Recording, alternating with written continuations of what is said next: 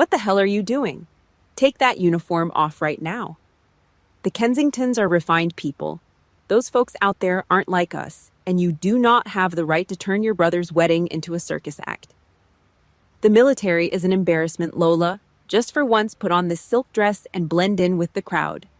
I'm Lola, 32 years old, captain in the United States Marine Corps. I swallowed the humiliation to keep the peace for 10 years. But standing in that narrow hallway, watching my own mother spit on the lives of my fallen brothers and sisters, I realized I couldn't hide for another second. She had no idea who was actually sitting out there in that banquet hall. And honestly, neither did I. What happened when I finally walked through those doors is something I'll carry with me for the rest of my life. Welcome to Family Honor Stories, where the outcasts of the family prove the power of the truth. If you're craving a quiet, razor-sharp comeback, stick around.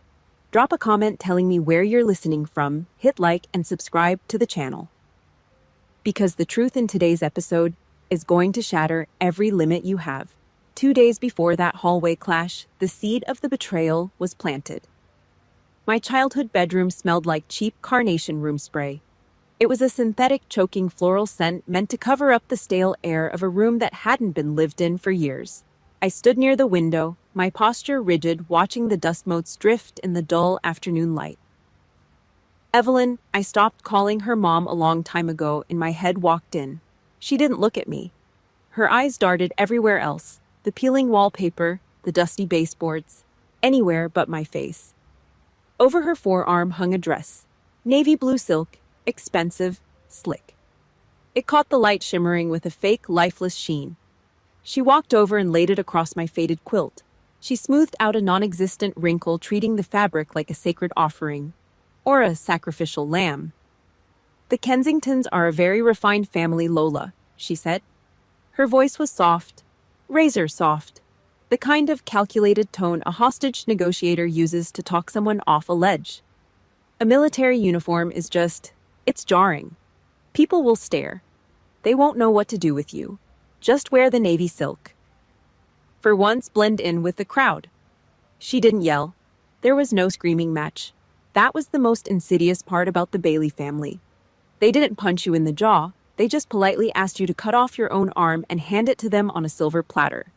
She was asking me to erase my own existence, to wipe away the dirt, the blood, and the rank on my collar so her country club friends wouldn't choke on their champagne over the appetizers.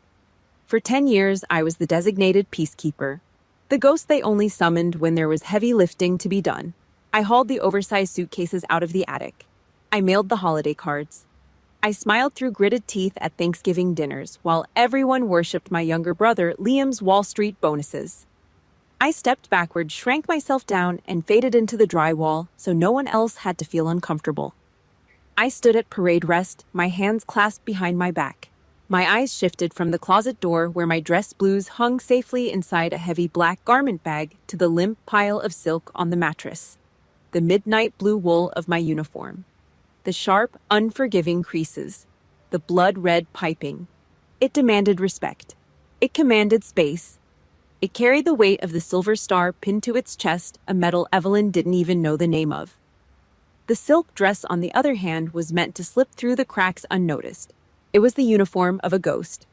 My brain ran the same tired survival script it always did, the one hammered into my skull since childhood. Don't argue, swallow the pride, take the hit, keep the peace. My jaw locked. I gave a tight single nod. I'll think about it. Evelyn exhaled heavily. The tension dropped from her rigid shoulders in an instant. She reached out and gave my forearm a weak, sterile squeeze. Thank you. You're a good girl. She turned on her heel, her leather flats clicking sharply against the wood. I need to call the florist.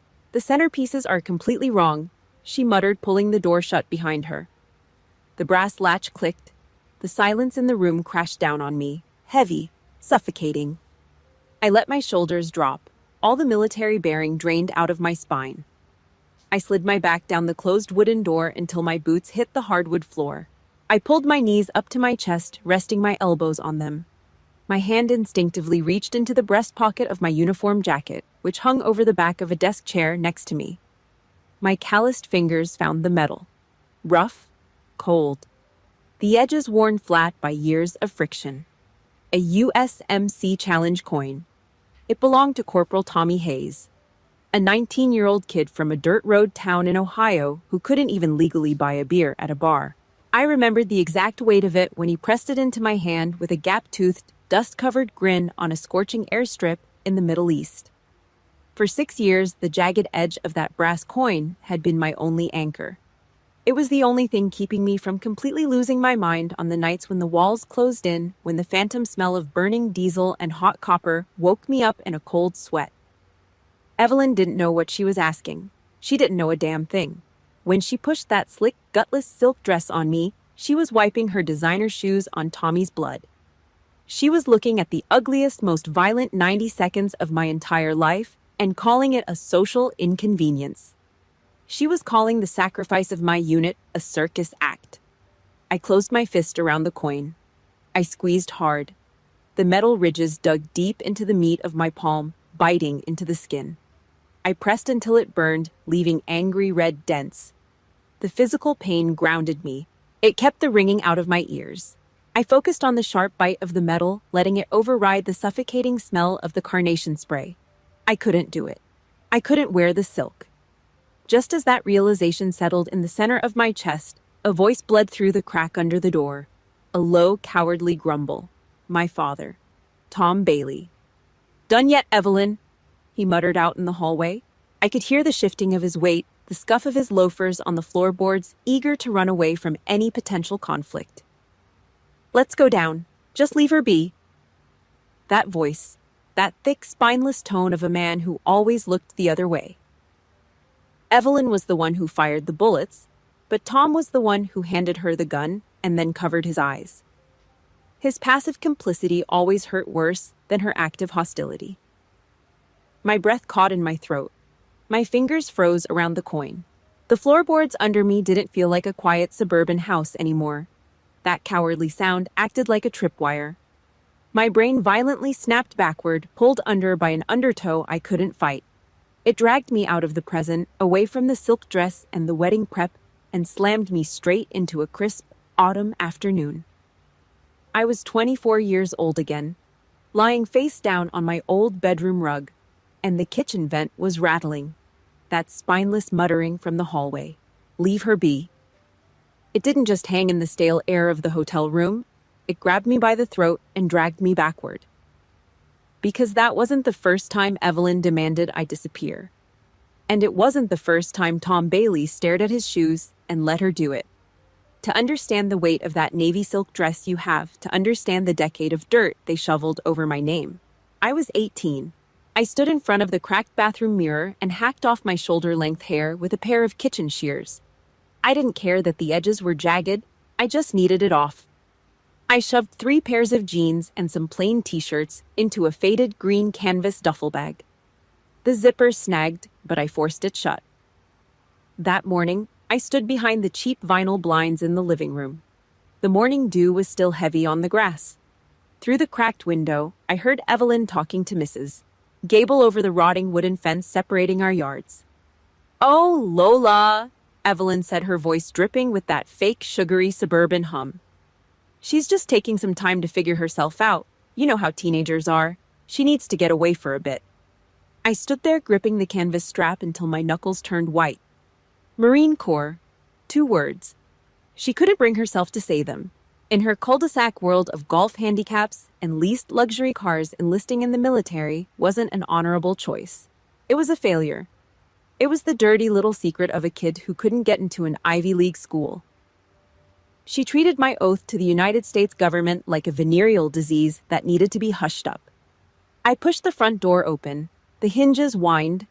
I walked down the concrete driveway, the heavy boots scraping against the pavement. I didn't look back. And there was no goodbye hug waiting for me on the porch, just the heavy hollow slam of the screen door closing. 4 years later, I was 22. The gymnasium smelled like floor wax and nervous sweat. It was commissioning day, the day I officially pinned on the rank of a military officer. Around me, the room was a chaotic mess of cheering families, fathers slapping their sons on the back, mothers crying into their daughters' shoulders, pinning gold bars onto their crisp uniforms. Flashbulbs going off. I stood at the edge of the bleachers, spine perfectly straight, shoulders squared. My eyes were locked dead ahead on the back row. 3 beige plastic folding chairs. Empty. Cold. I reached into the pocket of my uniform trousers and pulled out my phone. The screen glared under the harsh fluorescent lights. One new text message. Charity luncheon ran late. Dad had to drive Liam up for his college tour. Do your best. No phone call. No apology. Just a dry text sandwiched between automated alerts. I stared at the pixels until they blurred. I bit down on the inside of my bottom lip. Hard. I kept biting until the skin broke and the warm metallic taste of copper flooded my mouth. I swallowed the blood. I swallowed the humiliation. I shoved the phone back into my pocket, squared my shoulders again, and learned right then and there how to clap for myself. Because if I didn't, Liam would take all the applause anyway. Liam, the golden child. The Bailey family's solid gold investment. While I was low-crawling through mud trenches and sleeping in dirt, Liam was getting his finance degree. He went straight to Wall Street. I remember the Thanksgiving he brought home his first Rolex. He unclipped the heavy steel band and set it on the dining room table next to the roasted turkey. Evelyn gasped. She actually started crying. Real tears. She picked up that watch and stroked the glass face like she was holding a holy relic. A year later, I came home on leave. I brought my first commendation medal. I didn't want a parade. I just wanted them to see it. Evelyn took the small velvet-lined box from my hands. She didn't open it. She just looked at the dark casing, frowned slightly, and walked over to the kitchen counter. It'll just gather dust out here on the shelf, she muttered. She opened the junk drawer, the one stuffed with expired coupons, dead batteries, and past-due water bills. She shoved the velvet box all the way to the back, slamming the drawer shut with her hip. But the deepest cut didn't come from a drawer. It came from a vent. I was 24. Home for a mandatory 72-hour leave. I was lying face down on the scratchy carpet of my old bedroom, exhausted, staring at the dust bunnies under the baseboard. My ear was resting inches from the metal HVAC vent that connected straight down to the kitchen. The fan was off. The metal carried the sound perfectly. It's a complete embarrassment, Tom. Evelyn's voice echoed up the tin chute. Sharp, vicious. I can't even talk about her at the club, the military. It's a reckless, stupid mistake. She threw her life away. I stopped breathing. The carpet fibers pressed into my cheek. I waited. I waited for my father to slam his fist down on the granite island. I waited for him to roar. To tell his wife to shut her mouth. To defend the daughter who was bleeding for her country. I needed him to be a man. Just this once. Down in the kitchen, a chair scraped against the tile. Then came a low throat clearing. Pass the salt, Tom said. That was it. 3 words. Pass the salt. He traded my dignity for a quiet dinner. If you've ever had a parent completely abandon you just to keep the peace with a toxic partner, you know exactly how that silence feels. Drop a yes in the comments if you've survived being the family scapegoat. Hit the like button and subscribe to the channel. Let me know I'm not the only one who had to build a spine from scratch. Lying on the floor of my hotel room in the present day, the memory of that rattling kitchen vent was so loud it made my temples throb. Past the salt. Suddenly the phantom sound of the vent was violently ripped away. Knock. Knock. Knock. 3 sharp, impatient raps on my hotel room door. I blinked, the cold reality of the present rushing back into my lungs. The voice that followed from the hallway didn't belong to my father. It was younger, smoother, entitled. Lola, open up. We need to talk about your outfit. I unbolted the door and pulled it open. Liam stood in the hallway, checking his reflection in the glass of a framed landscape painting. He was fidgeting with a silver-gray silk tie, the knot resting loose against his collar. He smelled like expensive cologne and old money arrogance. He looked me up and down. His eyes caught on my standard-issue combat boots, and his upper lip curled in a quick, ugly sneer. You know the Kensingtons are pretty stylish, he said. His voice had that slick, practiced Wall Street cadence. I just don't want your outfit to be a whole thing tomorrow. Keep a low profile, just be normal for one day. For me. I looked at my little brother, the golden boy with soft hands who had never taken a swing at anything harder than a golf ball. I stared into his eyes, feeling the last drop of hope for him evaporate. Do you have any idea what I actually do out there? I asked. My voice was low, scraping the bottom of my throat. He blinked. He gave a half shrug, completely unbothered. Sure, marine stuff. Marine stuff. That was his summary. That was how he categorized men bleeding out in the sand medevac choppers, screaming through the night, and flag-draped transfer cases on a tarmac. Marine stuff. I stared at him until he shifted his weight, uncomfortable under the dead flat look in my eyes. I didn't say a word. I just closed the door in his face. 2 hours later, we were standing in the lobby of the Kensington Families Country Club. The air conditioning was cranked so high the vents hissed, but the room still felt suffocating. It smelled like lemon polish on the mahogany banisters, gin martinis, and the kind of expensive perfume that gives you a headache. Evelyn floated across the Persian rugs in a tailored designer dress. She had a death grip on Liam's bicep, parading him around a group of older, tuxedo-clad men and women dripping in pearls. I stayed 2 paces behind. The designated shadow, the hired help. An older woman with a face pulled tight by surgery looked past Evelyn's shoulder. Her eyes landed on me, narrowing slightly at my plain slacks and boots. "And who is this? Your daughter?" Evelyn didn't miss a beat. She stepped sideways, physically blocking me from the woman's direct line of sight. "Oh, that's Lola." She laughed, a high grating sound.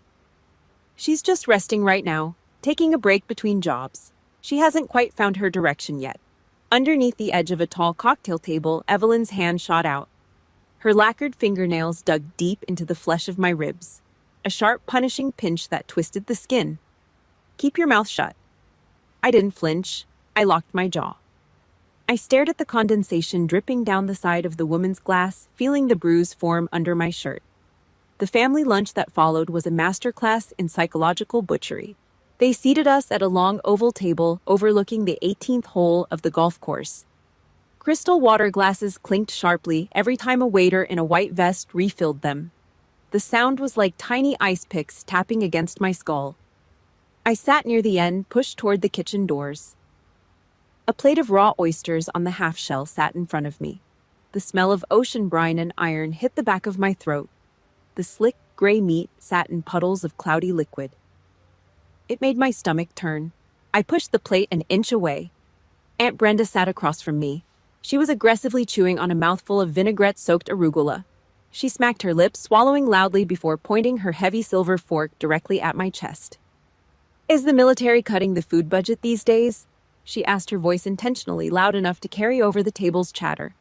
"You look terrible, Lola. Too skinny, sickly almost. It's not a good look for a woman your age." Down the table, my uncle snorted into his napkin, shaking his head. "Well, what do you expect, Brenda? Maybe it's time she grew up and got a real job. Give her parents a break. Evelyn worries sick about her having no future." It was a firing squad masquerading as polite conversation. They lobbed stones one by one, trying to crush whatever self-respect I had left. They didn't ask where I'd been. They didn't ask what I'd survived. My life, my rank, my survival. It was all just a punchline for their afternoon entertainment. I looked at the head of the table. Evelyn was sipping a glass of dry champagne. She didn't say a word to stop them. She didn't have to. The corners of her mouth were turned up in a slow, satisfied smirk. The family was doing exactly what she wanted. They were doing her dirty work, reinforcing her narrative, keeping the failures securely in her place. I didn't argue. I didn't defend myself. I sat perfectly still. My back was straight 2 inches off the cushioned back of the chair. My eyes went into intel mode. I stopped seeing them as family and started reading the room like a hostile environment. I noted the smug rise and fall of my uncle's chest, the fake theatrical concern wrinkling Brenda's forehead, the rhythmic tapping of Liam's thumb against his phone screen. Then my eyes stopped scanning. Near the corner of the table, past Evelyn's champagne flute, sat Aunt Clara. She hadn't touched her food. Her plate of roasted chicken was completely full. Her hands were resting in her lap, hidden beneath the heavy white tablecloth out of Evelyn's sightline. But from my angle, I saw them. Clara was gripping a white linen napkin so hard her knuckles were bone white. The fabric was twisted into a tight, strained knot, her fingers trembling slightly. She looked up. Her eyes cut through the noise of the table and met mine. There was no mockery in Clara's face, no fake concern, only a quiet, burning disgust, a silent, helpless outrage. She held my gaze for 3 long seconds. It wasn't pity, it was a warning. She was communicating something she was too terrified of Evelyn to say out loud. Then, hearing Evelyn shift in her seat at the head of the table, Clara panicked. She quickly dropped her chin, staring down at her lap like a frightened dog avoiding a rolled-up newspaper. The air around the table suddenly shifted. It felt thick, heavier than just the usual family insults. Something else was happening here. I placed my napkin on the table. I smoothed the edges until the fabric was folded into a perfect, crisp square. I pushed my chair back. The wooden legs scraped harshly against the tile floor, cutting through Brenda's laughter. "Excuse me," I said. My voice was dead flat. I didn't look at Evelyn. "I need to use the restroom." I turned my back on the table and walked toward the lobby. I didn't know it yet, but Aunt Clara's silent, terrified look was a burning fuse, and the bomb it was attached to was already waiting for me in my hotel room. I left the country club and drove straight back to my hotel. I didn't turn on the radio. I didn't look at the manicured lawns rolling past my truck window. I walked into room 314, pushed the heavy wooden door shut, and threw the deadbolt. The click of the lock echoed in the quiet space. The air conditioning was humming low and cold, blowing frost out of the wall unit. The navy silk dress was laid out flat on the unmade bed right where I had left it. I stood there staring down at it. My body felt leaden. 10 years of conditioning clawed at the back of my neck. Just put it on, Lola. Stop fighting. Let Liam have his perfect Wall Street wedding. Let Evelyn have her country club fantasy. My hands moved mechanically, unbuttoning my shirt, slipping out of my slacks. I picked up the silk dress. The fabric felt lifeless in my hands, slippery, thin, cheap no matter how much Evelyn had paid for it. I pulled it over my head. I walked over to the full-length mirror mounted on the closet door. I looked at the reflection and a sickening feeling washed over me. I saw a ghost. A hollowed-out, smoothed-over mannequin. The woman staring back at me had no rough edges. She had no history. She was perfectly crammed into the refined mold the Bailey family desperately needed to present to the Kensingtons. The shadow in the mirror wasn't the Marine who had survived 2 brutal deployments in the Middle East. It was the obedient, invisible daughter, the one who could be safely tucked away at a back table so she wouldn't ruin the appetizers. I reached around to my back, my fingers finding the cold metal of the zipper. I was one pull away from surrender, one zip away from officially signing off on my own erasure. But my hand stopped mid-air. The temperature in the hotel room suddenly dropped. The air felt like it was sucked straight out of my lungs. The faint smell of hotel bleach and lavender detergent vanished. It was replaced by copper, hot copper, and the sharp, biting stench of burning diesel fuel and cordite. The hum of the air conditioner faded out. The silence was ripped apart by the deafening, bone-rattling scream of an up-armored Humvee rolling over into a ditch. Metal tearing, tires shredding. My vision tunneled. I wasn't looking at a silk dress anymore. I was looking at the ribbed metal floor of a troop transport, a 90-second ambush. That's all it was. A minute and a half of pure concentrated hell on a dirt road that didn't even have a name. The slick feeling on my hands wasn't silk. It was thick, warm, and sticky. It was seeping through the gaps in my fingers as I pressed down, putting all my body weight into the chest of the Marine beneath me, trying to plug a hole that couldn't be plugged. "Stay with me," I heard my own voice screaming over the gunfire. Rough, shredded. 4 of us went out on that patrol. 3 of us dragged ourselves back inside the wire. Tommy didn't. Tommy Hayes, 19 years old. Just a kid from Ohio who missed his mom's meatloaf and kept a crumpled photo of his golden retriever taped to the inside of his helmet. Family. Evelyn threw that word around like a weapon. She used it to manipulate, to silence, to control. She thought family meant the people who sat around a table chewing on arugula and tearing you apart for sport. She was wrong. Family was the kid who, 3 days before that ambush, handed me his canteen when the mercury hit 110 degrees, even though his own lips were cracked and bleeding. Family was Tommy flashing that goofy gap-toothed smile as he pressed a heavy brass challenge coin into my palm. "Keep it for luck, Cap," he had said, wiping grease off his forehead. "You hold on to it." That coin was sitting in the breast pocket of my dress blues, hanging in the closet right behind me.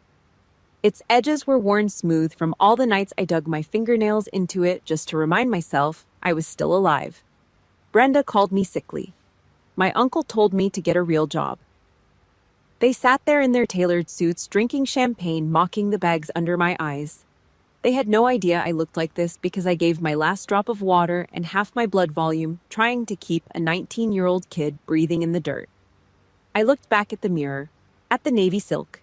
If I wore this dress tomorrow, I wasn't just hiding myself. I was betraying Tommy. I was agreeing with Evelyn. I was standing in front of a crowd of strangers and silently confirming that Tommy's blood, Tommy's life, was an embarrassment. A circus act that needed to be hidden away so as not to offend the delicate sensibilities of a country club. My jaw clenched so hard a muscle twitched in my cheek. The cold, analytical fury of a Marine officer replaced the exhausted daughter. I grabbed the collar of the silk dress and yanked. I pulled it over my head, bunching the expensive fabric in my fists. I didn't fold it. I didn't hang it up. I threw it hard into the corner of the room like a piece of contaminated trash. It hit the baseboard and slumped to the carpet. The exact second the silk hit the floor, a sharp metallic vibration rattled against the wood of the nightstand. Bzzzt. My phone screen lit up in the dark room. A single text message notification glaring bright white against the lock screen. I didn't move for a second. The hotel room was quiet again. No gunfire, no burning metal, just the hum of the AC and that glowing screen. I walked over. I picked up the phone. The sender's name sat at the top of the message preview. Aunt Clara. I picked up the phone from the nightstand. The screen glowed, throwing a harsh, icy blue light across the dark hotel room. My thumb hovered over the notification block. Aunt Clara. She didn't type a single word. No greeting, no how are you, just an image file. I swiped the screen to unlock it. The image expanded, filling the display. It was a screenshot of an iMessage group chat. The header at the top read in bold black letters, Liam's Wedding Logistics. I tapped the top of the screen to drop down the member list. Evelyn, Tom, Liam, Aunt Brenda, Uncle Dave. Every single person who had just sat around that oval table at the country club, sipping dry champagne and chewing on their fancy arugula salads. There was only one person missing from the list. Me. They had a shadow channel, a backroom communications line set up specifically to manage my existence. My stomach turned to heavy lead.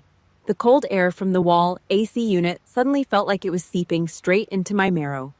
I pinched the screen with 2 fingers, zooming in on the timestamp of the first message. 11:40 a.m., right in the middle of lunch. Right when Brenda was pointing her silver fork at my chest, calling me sickly and too skinny. Evelyn had been typing away under the heavy mahogany table the entire time. I read my mother's text. The words were stark, burning into my retinas.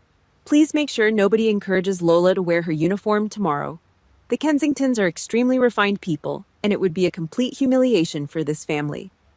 I told the venue to seat her at table 9, right by the kitchen swinging doors.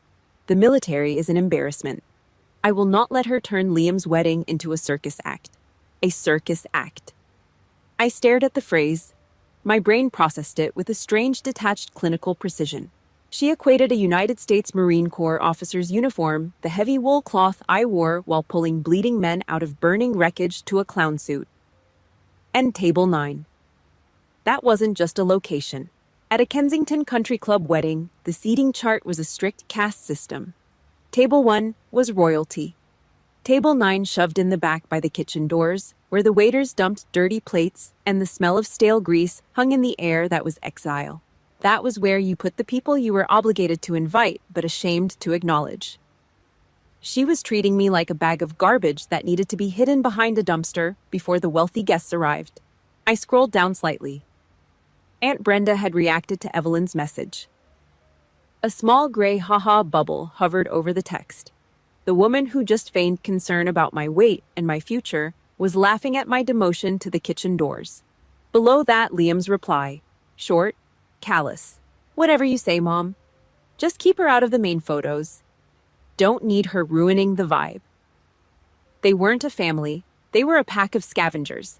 I was standing in the middle of a slaughterhouse, and they were methodically picking my bones clean, coordinating the dissection in real time over a group chat. But the bullet that finally shattered my chest didn't come from Evelyn or Brenda or my entitled little Wall Street brother. It came from the very bottom of the screen. In tiny light gray text sitting quietly beneath that barrage of insults was a read receipt. Read by Tom Bailey at 11:42 a.m., my father.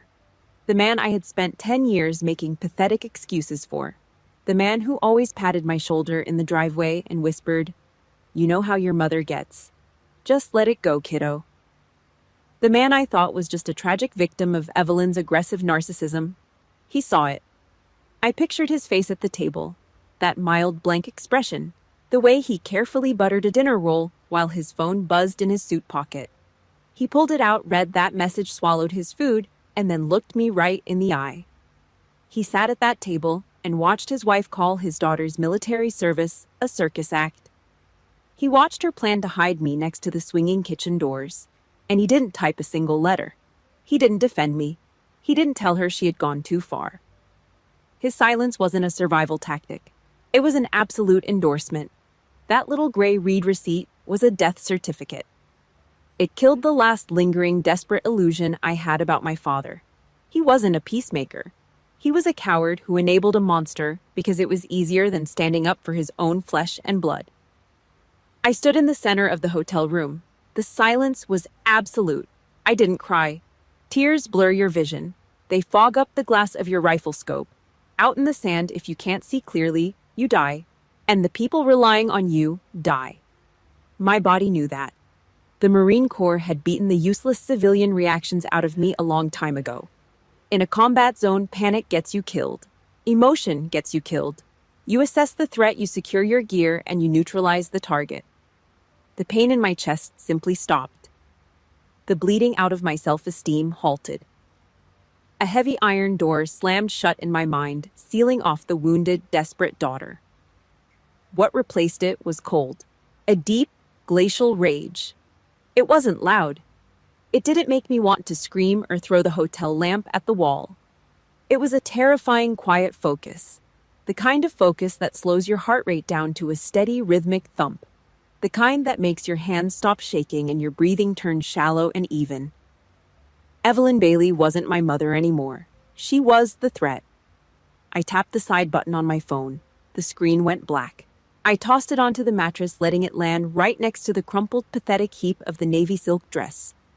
I turned my back on the bed. I walked across the carpet toward the closet. My boots were completely silent. I reached up and grabbed the heavy brass zipper of the black garment bag hanging from the metal rod. The metal teeth made a sharp ripping sound in the quiet room as I pulled the zipper down.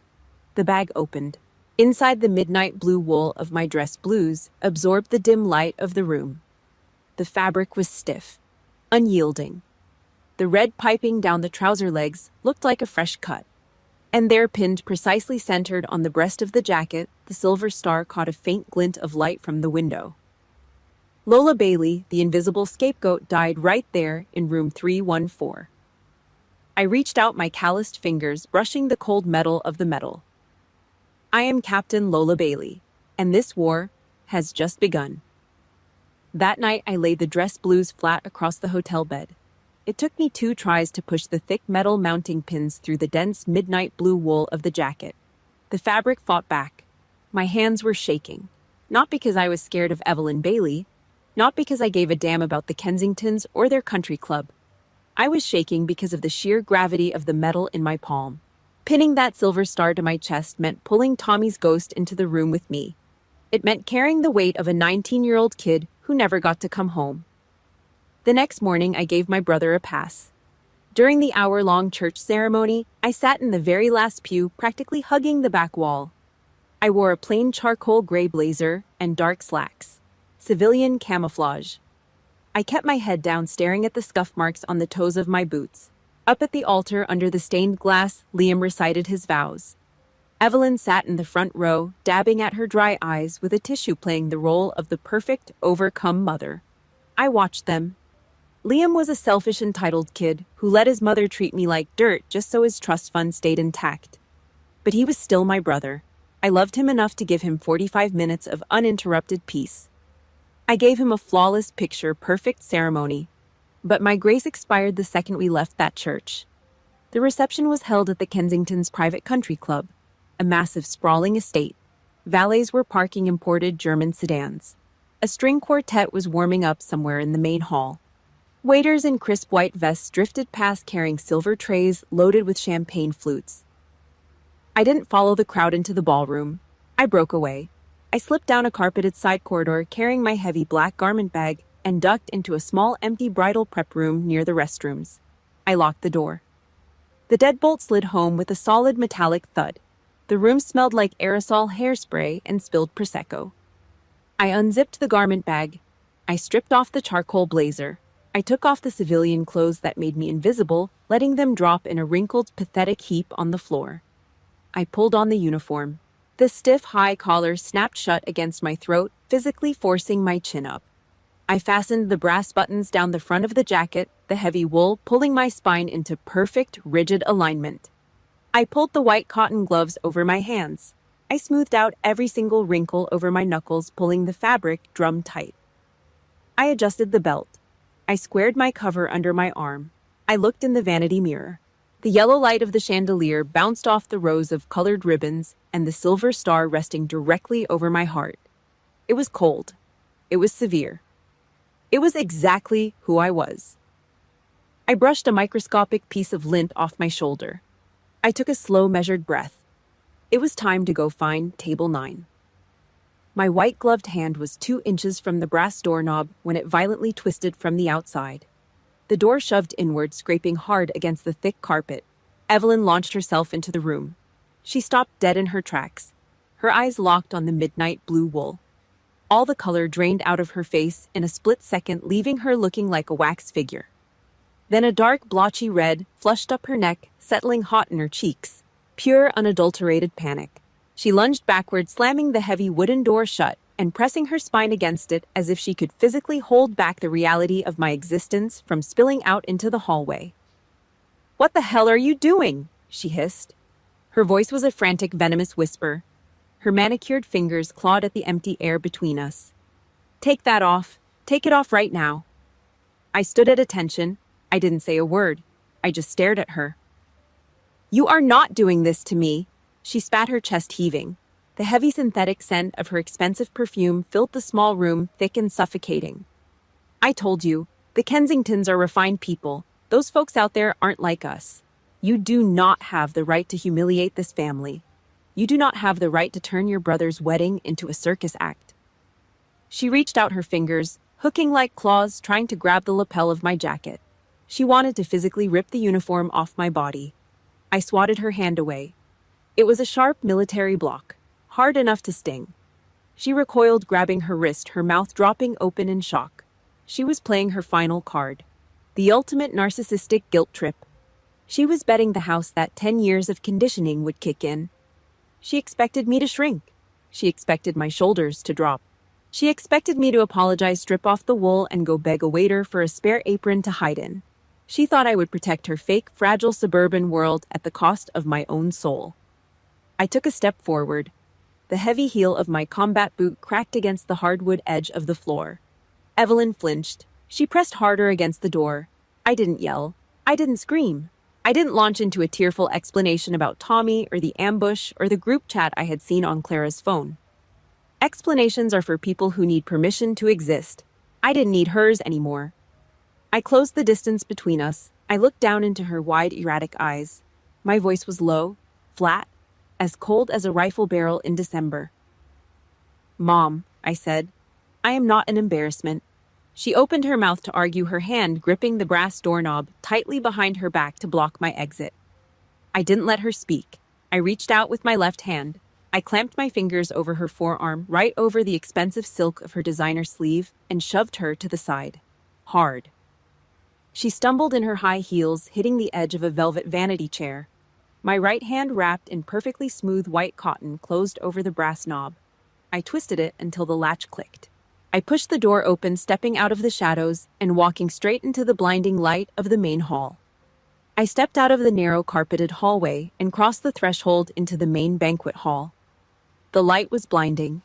A massive tiered crystal chandelier hung from the vaulted ceiling, throwing a warm golden glow over 150 people. It was a sea of black tie wealth, custom-tailored tuxedos, floor-length designer gowns, waiters weaving through the crowd holding silver trays of champagne. 10 years of psychological conditioning is a hard habit to break. Even with the midnight blue wool of the Marine Corps wrapped around my shoulders and a silver star pinned over my heart, Evelyn's voice still echoed in the back of my skull. Don't be a circus act. Blend in. Hide. I didn't march down the center aisle. I didn't demand attention. I automatically hugged the wall. I kept my shoulder barely 2 inches from the expensive floral wallpaper sliding along the perimeter of the room. My eyes scanned the floor plan, tracking the table numbers mounted on silver stands. Table 4, Table 6, Table 8. I was looking for Table 9, the exile zone. The spot shoved right up against the swinging aluminum doors of the kitchen where I could sit down, disappear, and let Liam have his perfect Wall Street wedding. It was pathetic, really. A combat captain shrinking herself down to fit into a closet. But a dress blues uniform isn't designed to be invisible. The sharp angles, the stark white gloves, the blood-red piping, it demands space. It started near the mahogany bar. A man in a sharp tuxedo was mid-sentence laughing with a group of friends. He turned his head to signal a bartender. His eyes swept past the wall, snagged on the dark wool of my uniform, and locked. The smile slid right off his face. His hand holding a crystal tumbler of scotch froze mid-air. The woman next to him noticed his sudden silence. She turned her head to follow his gaze. Her eyes went wide, dropping immediately to the stack of colored ribbons and the silver medal on my chest. She stopped talking. It was like watching a cracked spiderweb across a frozen lake. The silence spread outward in a rapid, visible wave. It didn't happen all at once. It was a physical deterioration of the room's atmosphere. The sharp, lively clinking of silverware against china began to thin out. The low buzzing hum of 150 conversations fragmented. People nudged their spouses. Guests turned around in their chairs. Up on a small raised stage in the corner, the string quartet lost their rhythm. The lead violinist, a woman in a black dress, caught sight of me out of her peripheral vision. She lost her place on the sheet music. She dragged her bow across the strings, producing a long, screeching off-key note that scraped against the eardrums of everyone in the hall. She lowered her violin. The cellist stopped playing. The music died completely. The only sound left in the massive ballroom was the sharp, rhythmic crack, crack, crack of my leather heels hitting the polished oak floor as I walked along the wall. 150 sets of eyes were on me. The heavy, stifling silence was absolute. I kept my eyes locked straight ahead, but my peripheral vision caught the collapse of the Bailey family facade. Right in the dead center of the room, standing under the brightest section of the chandelier, was Evelyn. A second ago, she'd been throwing her head back in a practiced, airy laugh, surrounded by 3 older Kensington women dripping in diamonds. When the music died, Evelyn turned. She saw me. The fake, radiant smile didn't just fade, it turned to wet concrete and fell off her face in chunks. Her jaw went slack. The blood drained from her skin so fast she looked like a corpse in a designer dress. She stood completely paralyzed. Both of her hands flew up, clutching the base of her throat as if she were choking on the very air in the room. She was bracing for impact, waiting for the disgust, the sneers, the social ruin she was convinced my uniform would bring down on her from the snobbish elite. 20 feet to her left, my father Tom had been holding court near a tall cocktail table. He saw me, and his survival instinct kicked in. He literally took a step backward, trying to distance himself, and his hip slammed hard into the table. A martini glass tipped over, shattering on the floor, but nobody even looked at it. Up at the sprawling head table, Liam was half out of his seat. His napkin had dropped to the floor. His mouth was hanging open, staring at me like I had just walked in wearing a suicide vest. They looked at me like a bomb with a ticking timer. I kept walking. I finally spotted table 9. It was exactly where Evelyn promised it would be, shoved into the darkest corner, practically touching the metal frame of the kitchen door. I was 10 feet away from it. I just wanted to sit down, but my eyes caught a snag. At the main head table, sitting just 2 seats down from Liam, was an older man. 70, maybe older. He had thick, shock-white hair and wore a custom tuxedo that fit his broad shoulders perfectly. His name was Marcus Vance. He didn't look at my face. He didn't look at the white gloves. His eyes bypassed everything and locked like a laser targeting system dead center on my chest, on the silver star. I saw the muscle in his jaw flex. The polite, refined country club guest vanished. The mask came off, and underneath it was the cold, calculating stare of an apex predator. A career soldier. He didn't look away. Slowly, deliberately, Marcus Vance pushed his heavy wooden chair back from the table. The legs scraped loudly against the floor. He stood up. Have you ever walked into a room where everyone was waiting for you to fail, but you knew you held the winning hand? Drop a winning in the comments if you know exactly how that terrifying, powerful silence feels. Hit the like button and subscribe to the channel. Let's see what happens when the truth finally speaks. Vance straightened his spine. He squared his broad shoulders, completely ignoring the shocked stares of the Kensingtons sitting next to him. He took a deep breath, his chest expanding under the expensive tuxedo jacket. Marcus Vance inhaled deeply. It wasn't a normal breath. It was the calculated, lung-expanding intake of air of a seasoned military officer preparing to call a formation to attention across a windy parade deck. He didn't care about the string quartet.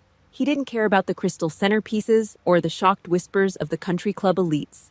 He locked his eyes on me, standing 10 feet away near the kitchen doors. Then he roared. Silver star in the room. 5 words. They cut through the dead, heavy silence of that banquet hall like a combat knife through canvas.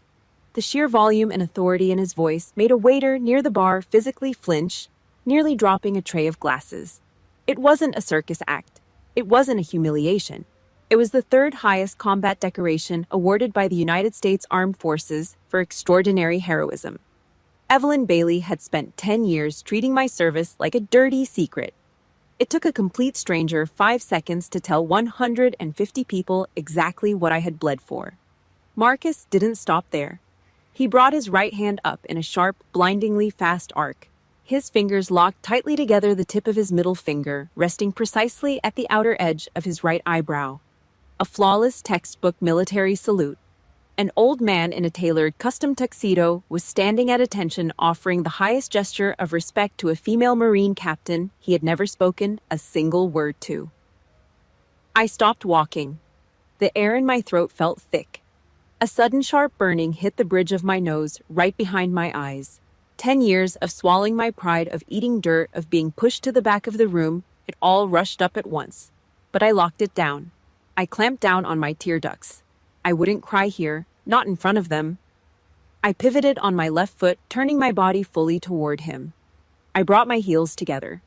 The thick leather of my combat boots hit each other with a sharp, resonant crack that echoed off the vaulted ceiling. I brought my white-gloved hand up in a crisp return salute, holding it steady exactly the way Tommy Hayes used to do on the tarmac. We held the salute. 2 soldiers in a room full of ghosts.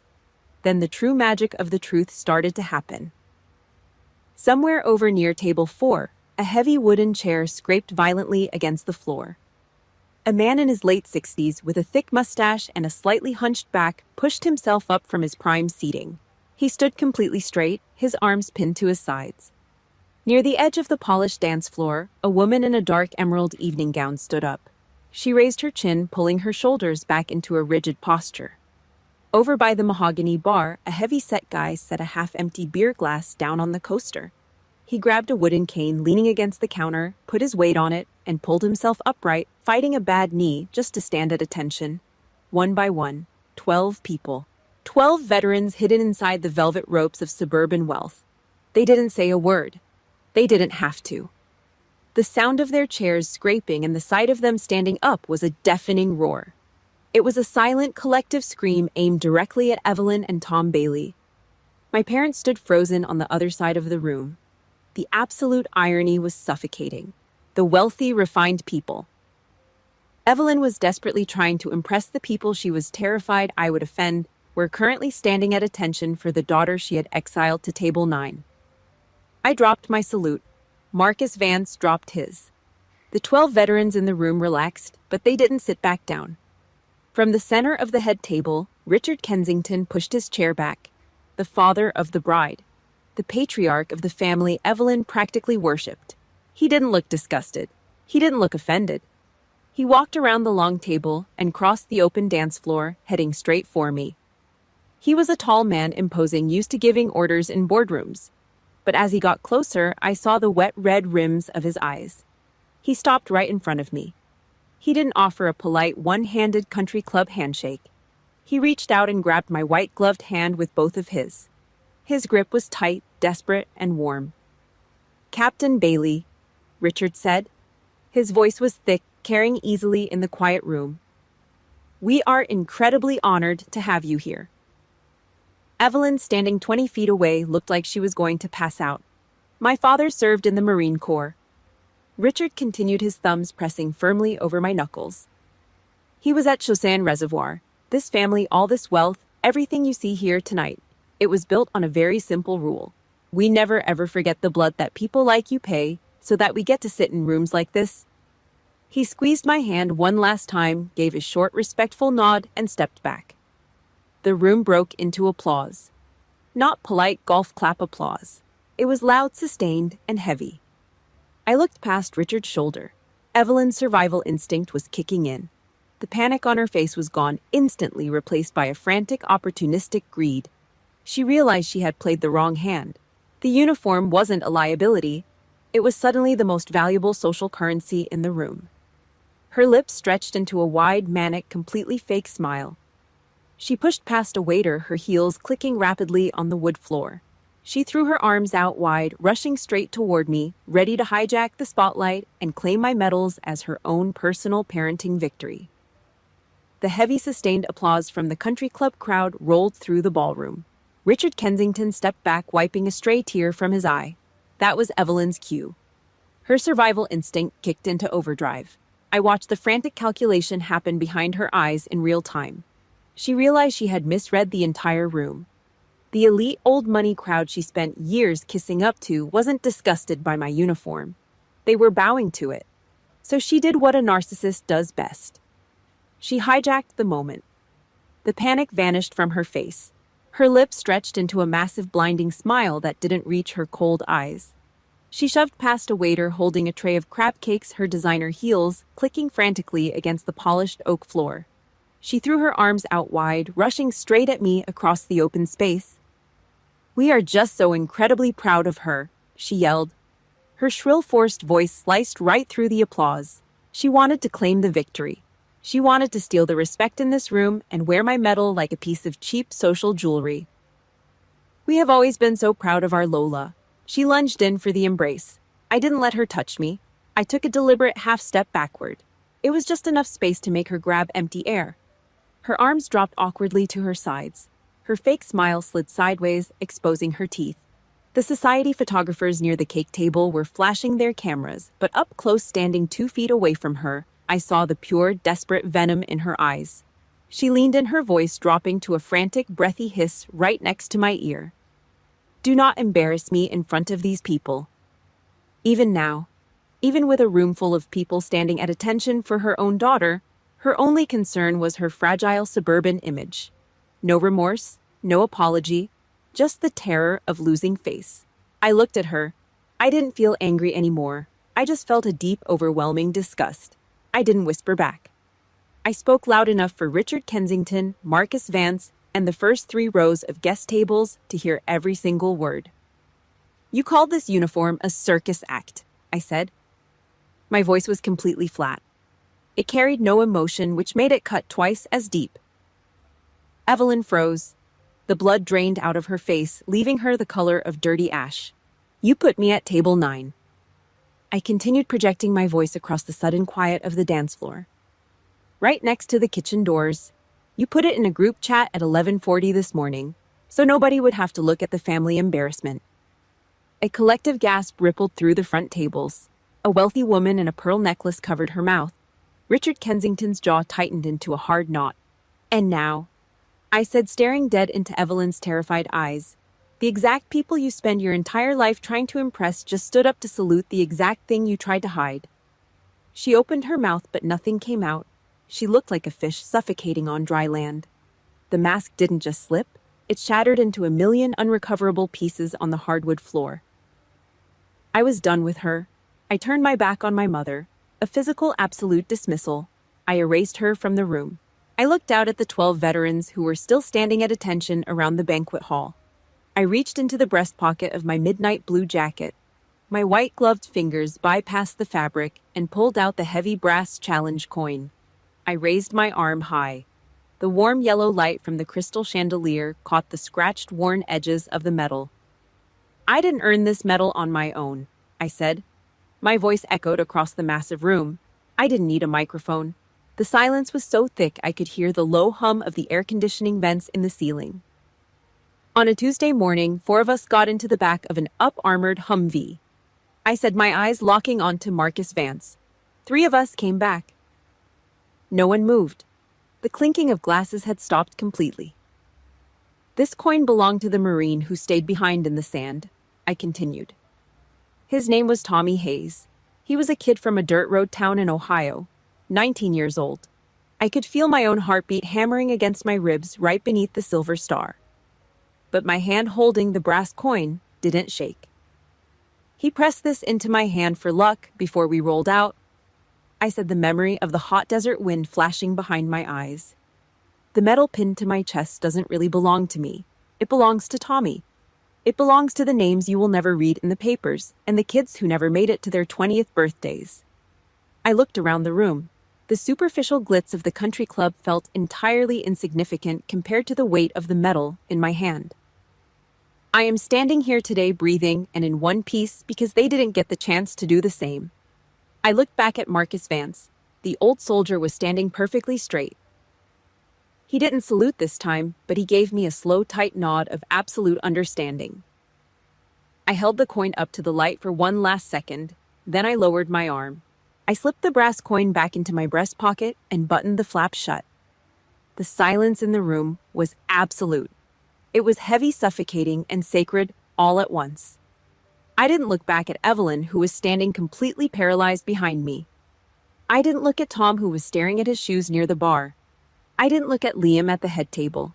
I just stood there letting the dead, thick silence nail the coffin shut on the Bailey family's lies. The string quartet started playing again, a low, hesitant waltz that felt entirely out of place in the heavy, shell-shocked air of the ballroom. I didn't stay to listen. I turned my back on the head table and started walking toward the main exit. I made it halfway across the polished dance floor before a hand grabbed my elbow. I stopped and looked back. Liam. His silver-gray silk tie was completely undone, hanging loosely around his neck. The arrogant Wall Street smirk he wore this morning was gone, replaced by something that looked like actual panic. His eyes were bloodshot. He didn't have to fake it anymore. The Kensingtons, the family he was so desperate to impress, had just bowed to his sister. His golden child safety net had completely evaporated. I didn't know, Liam said. His voice cracked. He looked at the silver star, then up at my face. I swear to God, Lola, I never asked. I just let Mom handle it. I'm sorry. He was shaking. A byproduct of Evelyn's toxic parenting factory finally realizing the machine was broken. My instinct, trained by 10 years of peacekeeping, screamed at me to hug him, to tell him it wasn't his fault, to absorb his guilt so he wouldn't have to carry it. I didn't. I raised my hand in the white cotton glove and rested it firmly on his shoulder. A physical boundary, a barrier between his guilt and my peace. Today is your wedding day, Liam, I said. My voice was steady, void of any anger. Go dance with your wife. If you actually want to know what this medal means, call me tomorrow. I dropped my hand and kept walking. I pushed through the heavy oak doors leading out into the carpeted hallway. The noise of the ballroom instantly muffled behind me. But I wasn't alone. Tom Bailey was standing by a large bay window overlooking the golf course. He looked 10 years older than he had this morning. His shoulders were slumped, his expensive suit looking suddenly 2 sizes too big for him. He stepped into the middle of the hallway, blocking my path. He reached into the inner pocket of his suit jacket. His hand was trembling. He pulled out a piece of paper. It was folded in quarters, the edges soft, worn, and slightly yellowed. He held it out to me. I didn't take it. I recognized the official Department of Defense letterhead bleeding through the thin paper. It was the commendation letter from my first deployment, the one I mailed home 4 years ago. I kept it, Tom whispered. A tear spilled over his lower eyelid, tracking down the deep lines of his cheek. I read it, Lola, every word, and then I hid it in my desk. I let your mother decide how we handled it because it was just easier. He looked down at the carpet. I was a coward. I am so ashamed. He was waiting for the absolution. He was waiting for the dutiful daughter to step in, pat his chest, and say the magic words. It's okay, Dad. I forgive you. He wanted me to hand him a clean slate. I stared at the crumpled paper in his shaking hand. It's not okay. Dad, I said. His head snapped up. The shock in his eyes was genuine. What you did was not okay. It will never be okay, I told him, keeping my voice perfectly level. But I'm glad you finally had the guts to say it out loud. I didn't wait for his response. I stepped around him. The grand foyer was just ahead. The glass double doors leading out to the valet stand and the parking lot were in sight. Evelyn stood dead center in front of the glass, the ultimate roadblock. Her mascara was slightly smudged, but her jaw was set like a steel trap. Even after being publicly humiliated, even after her entire narrative had been nuked from orbit, she was still trying to control the blast radius. You are not walking out of here like this, Evelyn hissed as I approached. Don't you dare tear this family apart over some misunderstanding. We can fix this. Just go back inside and mingle. Play along. I stopped 3 feet away from her. I looked at the woman who gave birth to me.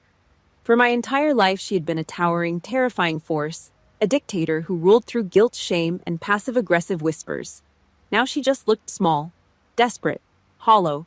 I felt absolutely nothing. No anger, no resentment. Just a cold, empty void where a daughter's love used to be. I am going to exist with my actual history, I said. The acoustics of the marble foyer made my voice sound like a gavel dropping. I will wear my uniform when I want to. I will speak about the people I lost, and I will never ever make myself invisible at table 9 again. Evelyn's mouth opened, but her vocal cords failed her. You can accept that, I said, looking right through her. Or you can never see me again. Your choice. She didn't move. She just stared at me, her eyes wide with the horrifying realization that she had completely lost. The invisible strings she had used to puppet me for a decade had just been severed with a combat knife. I didn't wait for her to make a decision. I didn't care what she chose. I walked forward. I didn't alter my path. Evelyn flinched and stepped out of my way at the very last second. I pushed the heavy brass handles of the glass doors. I stepped out into the night. The cold, biting October wind whipped across the asphalt parking lot. It hit my face instantly, stripping away the cloying synthetic smell of Evelyn's perfume and the stale air of the country club. I closed my eyes. I took a deep, dragging breath. My lungs expanded, pulling in the freezing, sharp air. The heavy iron knot in my stomach, the one I had carried for 10 straight years, finally uncoiled. For the first time since I was a teenager, I was breathing air that belonged entirely to me. I reached into the pocket of my slacks under the heavy wool jacket. My fingers brushed against a thick, textured business card. Richard Kensington had slipped it to me before I left the ballroom. Call my office on Monday, he had whispered. I sit on the board of a veterans foundation. We need voices like yours. I walked toward my truck. The gravel crunched under my boots. I had lost a rotting, toxic family tonight, but I had kept my soul. Never shrink yourself down to fit into the narrow, shallow molds built by other people, especially the people who share your blood. Your truth your scars, and your history that is the most beautiful armor you will ever wear. Drop a comment below and tell me if you've ever had to make the hardest choice and completely cut the toxic ties in your own life. What was your breaking point? Hit that like button, subscribe to the channel, and join this community. Because out here, we don't hide our medals in the junk drawer.